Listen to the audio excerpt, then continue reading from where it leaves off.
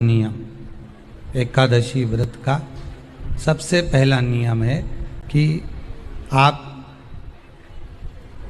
जिस दिन व्रत करो उसके एक दिन पहले भक्ति का संचार इस हृदय में कर लो।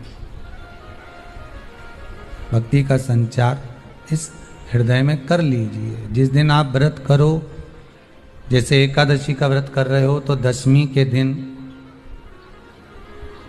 शाम का समय जब आवे, रात्रि जब होने लगे, शाम का समय आवे और रात्रि का आप जब भोजन ग्रहण करो तो उस भोजन में कोई ऐसा पदार्थ ग्रहण मत करिए जिस पदार्थ के कारण आपकी एकादशी बिगड़ जाए।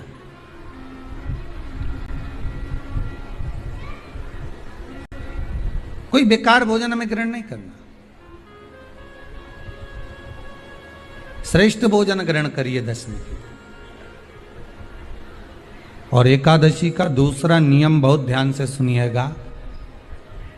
जिस दिन आपकी एकादशी का व्रत हो उस दिन प्रयास करिएगा कि अपने हाथ से किसी भी वृक्ष की कोई पत्ती टूटे ना।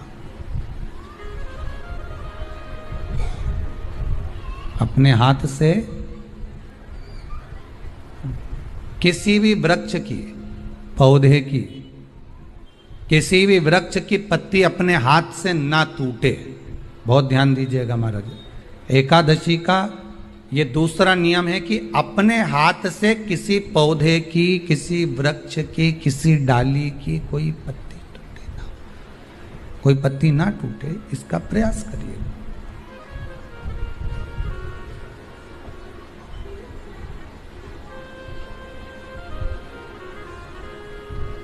कितना सुंदर व्याख्यान कहा है, कितना सुंदर वर्णन है महाराज कि मात्र एकादशी का व्रत कर लेने पर, मात्र एकादशी का व्रत कर लेने पर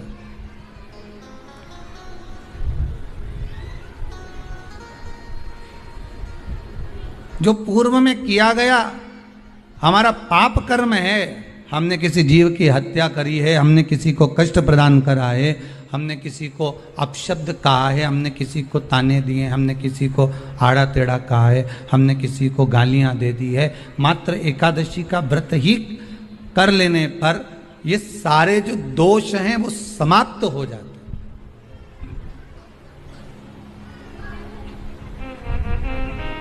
सारे दोष हमारे समाप्ति पर आ जाते हैं।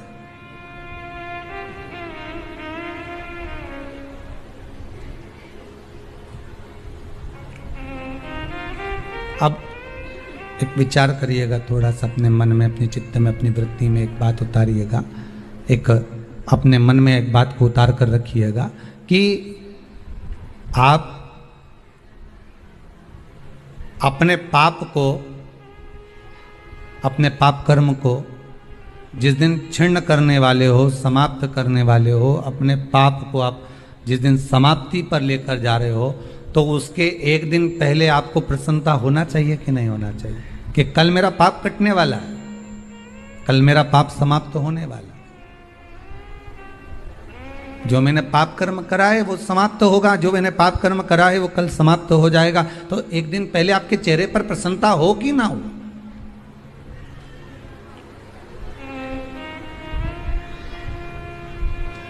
और चेहरे पर वो प्रसन्नता आपके आना चाहिए कि कल मेरा एकादशी का व्रत है, आज दशमी है, कल एकादशी का व्रत है, तो कल मेरी जब एकादशी का व्रत रहेगा तो मेरा ना जाने कितना कितना पाप, कितना असत्य, कितना झूठ, कितना प्रपंच वो समाप्त हो जाएगा। इसमें मुझे प्रसन्नता हो, इसमें मुझे आनंदता हो।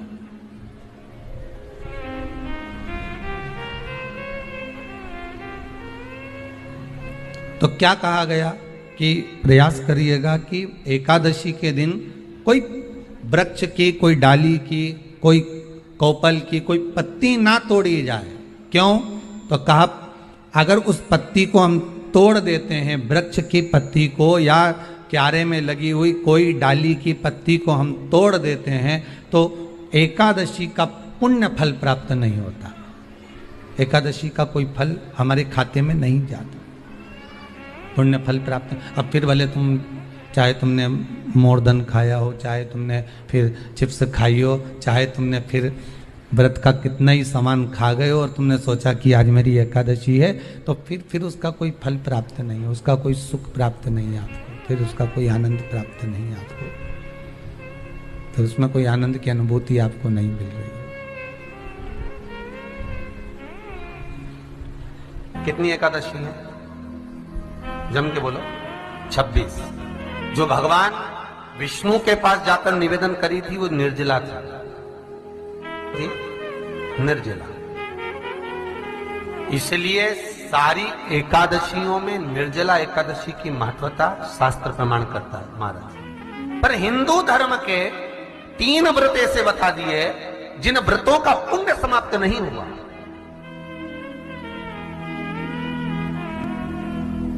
हिंदू धर्म के 3 व्रत ऐसे हो गए जिनका पुण्य समाप्त नहीं हुआ महाराज, जिनका पुण्य प्रबलता में बढ़ता गया।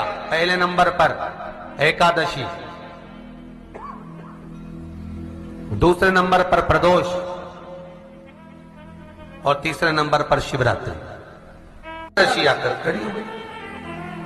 अब निर्जला के दिन शिव महापुराण की कथा कहती है, स्कंद पुराण कहती है कि आप वर्ष भर की एकादशी का क्रम भले ना करें, पर निर्जला एकादशी के दिन जो तुलसी हम ठाकुर जी को समर्पित करते हैं, वो तुलसी, ध्यान देना, वो तुलसी अगर मान लो आपके पास में रखी है,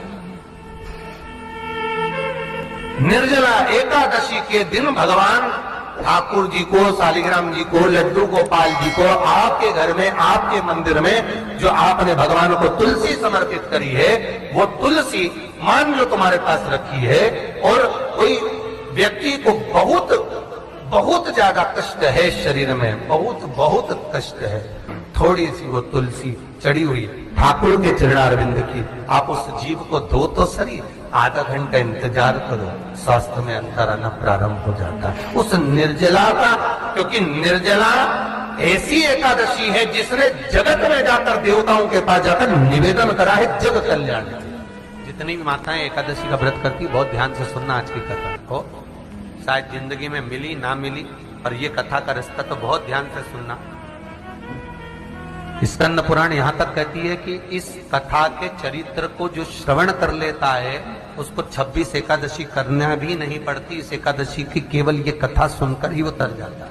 बहुत ध्यान से सुनना इसको, कथा को। एकादशी के दिन जब आप जल शंकर को चढ़ाने तो रोज ही जाते हैं, जब एकादशी का दिन रहे और शंकर जी के मंदिर में आप जल समर्पित करें तो 3 बार मुख से स्वधा स्वधा स्वधा या स्वधा स्तोत्र का पाठ, जिसमें 12 श्लोक, 2-4 हैं। पैसा तो आ रहा है पर घर में टिक नहीं रहा, डॉक्टर में, पुलिस में, एक्सीडेंट आदि में, कहीं गलत जगह पर, व्यसन में अगर पैसा जा रहा है, जुए में, मांसाहार, मदिरा पान, या कहीं आया पैसा आने में कमी नहीं, आ रहा है पर टिक नहीं रहा, रुक नहीं रहा, कोई मांगने आ गया, दे दिया, फिर वहां से अपने पास नहीं आ रहा, अपन कह रहे भैया हमारा पैसा लौटा दो, नहीं आ रहा। तो महाराज शिव महापुराण की कथा कहती है, एकादशी के दिन गंगा के जल में मात्र 7 बेलपत्री डालकर जो नंदीश्वर भगवान, अर्थात जो शंकर जी के शिवलिंग के सामने नंदी होता है, उस नंदी के चरण पर गंगा का जल चढ़ाकर बेलपत्री शिव पर समर्पित कर देता है, उसके घर में रुपया रुकना चालू हो जाता है, फिर वो गलत जगह पर नहीं जाता, गलत स्थान पर वो धन जाएगा ही नहीं। तूने स्वीकार, मांग तुझे क्या चाहिए। एकादशी ने भगवान विष्णु से कहा, नाथ प्रभु वर दे दो, मृत्यु लोक में जो मनुष्य मेरा व्रत करेगा, चाहे जलचर, थलचर, वायुचर या सांसारिक मनुष्य, मेरा अगर एकादशी का व्रत करेगा, प्रभु उसके यहां धन धान्य वैभव सुख संपदा बढ़ेगी और उस जीवात्मा को नरक नहीं भोगना पड़ेगा, सीधे वैकुंठ का उसको वास मिलेगा। जब जीव आत्मा को लेकर चला जाएगा। यम के दूत जब बंदी बनाकर ले जा रहे होंगे उस जीवात्मा को जिसके प्राण छूटे होंगे, यम के दूत जब बंदी बनाकर ले जा रहे होंगे, तब मुझे वर दो कि मैं इसका हाथ पकड़कर बेतरनी से पार उतार कर सारे नरकों से निकालती हुई आपके धाम में लेकर आऊं। भगवान ने वर दे दिया, तथास्तु। हे एकादशी सुनो, मृत्यु लोक का मनुष्य अन्न का त्याग कर कर, क्योंकि अन्न में एकादशी के दिन पाप पुरुष रहता है, अन्न का त्याग कर कर एकादशी के दिन जो मनुष्य तुम्हारा व्रत धारण करेगा, उस व्रत को करेगा और उस व्रत को धारण करेगा, उसकी मनोकामना पूर्ण होकर वो मेरे ही धाम को जाएगा। ये तो हुआ एकादशी के जन्म की कथा। एकादशी कई लोग इसको धन के लिए भी करते हैं, संपदा के लिए। संपदा के लिए अर्थात जिसका व्यापार नहीं चलता, जिसके घर में पैसा नहीं आता, या नौकरी नहीं लग रही, या सर्विस नहीं लग रही, आप अप्लाई कर रहे हो, जगह जगह जाकर इंटरव्यू भी दे रहे हो और पैसा नहीं आता, तो उसके लिए भी प्रयास किया जाता है। पर उसके लिए यहाँ पर जो धन के लिए करते हैं, उसके लिए विष्णुपदी के लिए करते हैं। मतलब जैसे गंगा के जल में तुलसी के 11 पत्ते डाले जाते हैं और उसको किसी भी नारायण के मंदिर में राम कृष्ण शिव शंकर नहीं, राम कृष्ण भगवान विष्णु दत्त आदि जितने नारायण के मंदिर हैं, उस मंदिर में किसी भी पात्र में, एक छोटे से पात्र में उसको भरकर रखी जाते हैं महाराज। उससे भी जॉब सर्विस नौकरी में सफलता प्राप्त हो जाती है, परंतु वो भी एकादशी को ही होता है। कुछ देर तक पात्र को रखा जाता है, फिर वही पात्र का जल किसी भी वृक्ष के नीचे डाल दिया जाता है, उससे भी नौकरी के लिए फायदा होता है। गंगा का जल कोई साधारण नहीं। दशमी, एकादशी और द्वादशी, इन 3 तिथियों पर एक रोटी में थोड़ा सा मीठा रखकर सोमक पितृ का नाम लेकर यदि गाय को खिला दिया जाता है, तो अगर कोई पूर्वज प्रेत योनि में भी पड़ा हुआ होता है, भटक रहा होता है, जिसको पिंड नहीं मिला, जो अचानक मर गया होता है, अधोगति में चले गया होता है, उस जीव की मुक्ति दशमी, एकादशी और द्वादशी, 3 दिन सोमक पितृ का नाम लेकर रोटी में, पूरी में मीठा रखकर अगर गाय को खिला दिया जाता है ये 3 दिन तक, तो वो पितृ कभी भटकते नहीं है, उनको मुक्ति प्राप्त हो जाती है मोक्ष में। नहीं, एकादशी है कौन, क्यों इसकी इतनी प्रधानता है, क्यों इसकी पुण्यता है, ऐसा क्या है एकादशी में जो इसकी पुण्यता मानी जाए? कौन है ये जो भगवान नारायण तक एकादशी का व्रत करते हैं? सुभद्रा जी को भगवान जगन्नाथ ने, जगदीश ने एकादशी का व्रत कराया था। बद्रीनारायण भगवान को माता लक्ष्मी ने एकादशी का व्रत कराया था। क्यों? चंद्रायण एकादशी व्रत की माता। एकादशी है कौन? तो कहा जिसको व्रत करने पर भगवान नारायण भी जिसका व्रत करते हो, भगवान माता लक्ष्मी जिसका व्रत करती हो, वो एकादशी है कौन? तो शास्त्र वर्णन करता है महाराज, स्कंद पुराण का सुंदर चातुर्मास्य खंड के अंतर्गत वर्णन आया है महाराज। एक बार भगवान विष्णु आनंद में विराजमान थे, पद्मावती और माता लक्ष्मी दोनों उनके पास में विराजी हुई थी। भगवान लक्ष्मी और पद्मावती दोनों बेटी, एक सिर के पास, एक चरण के पास।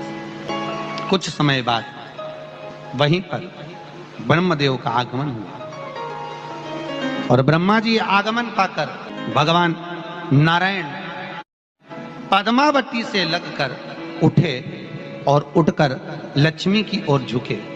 झुकने पर इन तीनों के समागम से भगवान नारायण के हृदय चित्त से एक कन्या प्रकट हो गई। उस कन्या का नाम एका था। क्या नाम था? एका। अब 10 उसके गुण इतने प्रबल थे, वो 10 गुण उसके बड़े प्रबल थे कि वो एका जिसको निहारती थी उसको संपदावान बना देती थी, जिसको देख लेती थी उसके जीवन में वो आनंद की अनुभूतियां करा देती थी। एका जिस मार्ग से जाती थी उस मार्ग के द्वार खोल देती थी। एका का पुण्य इतना पुण्य प्रखर। पद्मावती और लक्ष्मी ने कहा महाराज ये बेटी आपके द्वारा निर्मित हुई है, इसका कन्यादान करना चाहिए। हमारे यहाँ हिंदू धर्म में रीति है, जिस दिन कन्यादान करा जाता है उस दिन व्रत रखा जाता है। अब आजकल रखते कि नहीं रखते वो मालूम नहीं। और कन्यादान करते समय व्रत रखा जाता है, व्रत रखना है। एका का कन्यादान करना है, भगवान बोले कन्यादान करें, किसको दें? एका किसको दी जाए? एका प्रदान किसको करी जाए? पुण्यता किसको दी जाए? भगवान नारायण ने उसी समय मांग तुझे क्या चाहिए। एकादशी ने भगवान विष्णु से कहा, नाथ प्रभु वर दे दो, मृत्यु लोक में जो मनुष्य मेरा व्रत करेगा, चाहे जलचर, थलचर, वायुचर या सांसारिक मनुष्य, मेरा अगर एकादशी का व्रत करेगा, प्रभु उसके यहां धन धान्य वैभव सुख संपदा बढ़ेगी और उस जीवात्मा को नरक नहीं भोगना पड़ेगा, सीधे वैकुंठ का उसको वास मिलेगा।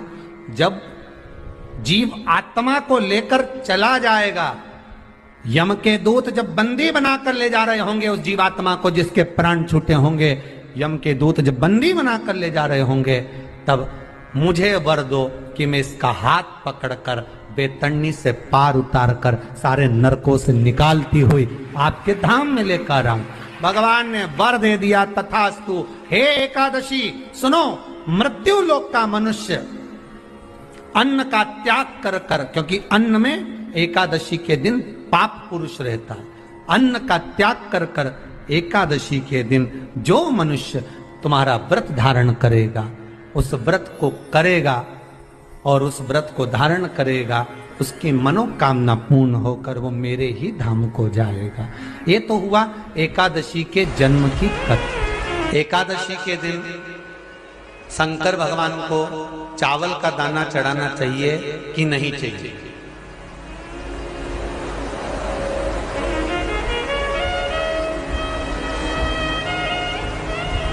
अब बोलो तेरा क्या होगा रे कालिया?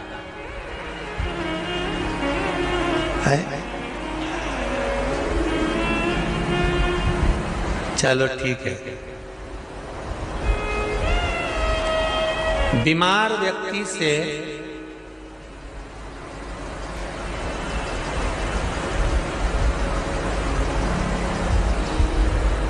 कोई बीमार व्यक्ति है, बहुत रोगीला, उसको बहुत रोग है, शुगर है, बीपी है, थायराइड है, सब कुछ है उसको,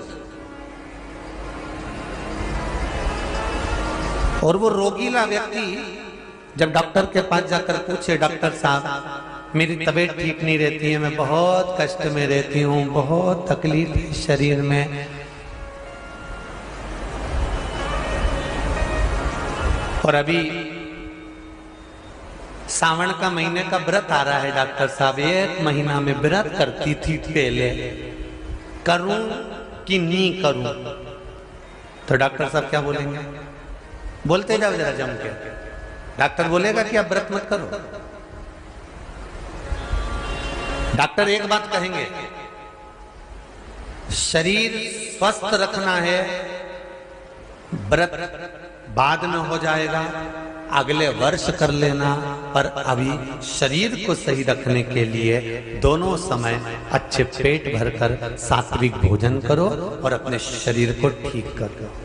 सात्विक भोजन अपने शरीर को, व्रत बाद में भी हो जाए, अगले वर्ष हो जाए।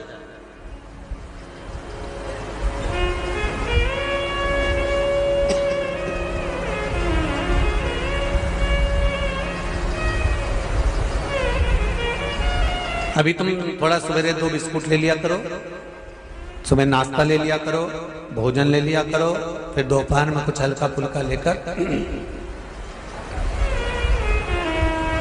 थोड़ी थोड़ी देर में खाते रहना चाहिए। हो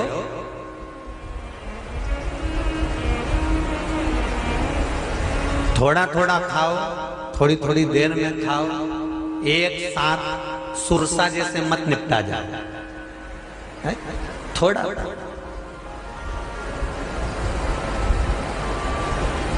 ज्यादा खाओगे और ज्यादा कमाओगे तो दूसरों को कष्ट नहीं होगा, कष्ट खुद को होगा। ज्यादा खाओगे अपाच्य हो जाएगा, रात की नींद उड़ जाएगी, शरीर में अच्छा नहीं लगेगा। ज्यादा कमाओगे, रात की नींद उड़ जाएगी, दुनिया की दृष्टि तुम पर पड़ जाएगी और तुम्हारी रातों की नींद चली जाएगी। कमाओ भी उतना जितना खर्च कर सको और खाओ भी उतना जितना पचा सको। अति सर्वस्व वर्जक। डॉक्टर कहेंगे ये तुम्हारा व्रत जो है ना अगले साल कर लेना, इस साल मत करिए, इस साल तो आराम से भोजन वोजन करो तुम लोग, बढ़िया प्रेम से खाओ पिए। तो उसी तरह किसी ने पूछा कि चावल का दाना एकादशी पर भगवान शंकर को चढ़ा सकते हैं, चावल का दाना शंकर जी को चढ़ाते क्यों है, पहले तो वो समझ लो। बेलपत्री का तो महत्व आपको बार बार बताया कि बेलपत्री शिव जी को क्यों चढ़ाई जाती है, कहीं रोग के लिए, कहीं बीमारी के लिए, कहीं किस कार्य के लिए, कहीं कोई कार्य के लिए, कहीं कोई कार्य के लिए। चावल का दाना अगर हम शंकर भगवान को चढ़ा रहे हैं तो क्यों चढ़ा रहे हैं, उसका कारण क्या है? चावल का दाना शिव को चढ़ाने का केवल एक कारण रहता है कि चावल को अक्षत कहते हैं।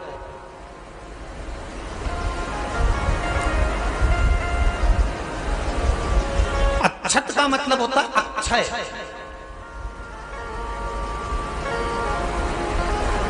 अभी हमारे यहां एक तिथि आने वाली है, अक्षय तृतीया। उसका मतलब क्या होता है? अक्षय, जिसका कभी क्षय ना हो।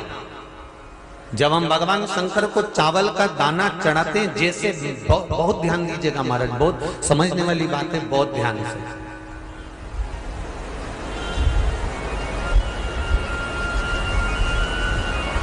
चावल का दाना हमारे मस्तक पर तिलक करने के बाद पंडित जी क्यों लगाते हैं कि भगवान जैसा समय आज चल रहा है, आप पूजन कर रहे हो, पाठ कर रहे हो, दान कर रहे हो, पुण्य कर रहे हो, सत्कर्म कर रहे हो, भजन कर रहे हो, मेरा देव अधिदेव महादेव, मेरा नारायण, मेरा सत्यनारायण भगवान, मेरा राम जी, मेरा विष्णु जी, मेरा भागवत मैया, मेरी रामायण मैया, ब्राह्मण मस्तक पर तिलक लगाने के बाद चावल इसलिए लगाता है कि जैसा समय आज चल रहा है, भगवान तुमको ऐसा ही समय बनाकर रखे और तुम ऐसे ही चार चांद लगाते रहो, दान पुण्य संकीर्तन करते रहो। इसलिए मस्तक पर चावल का दाना लगाया जाए।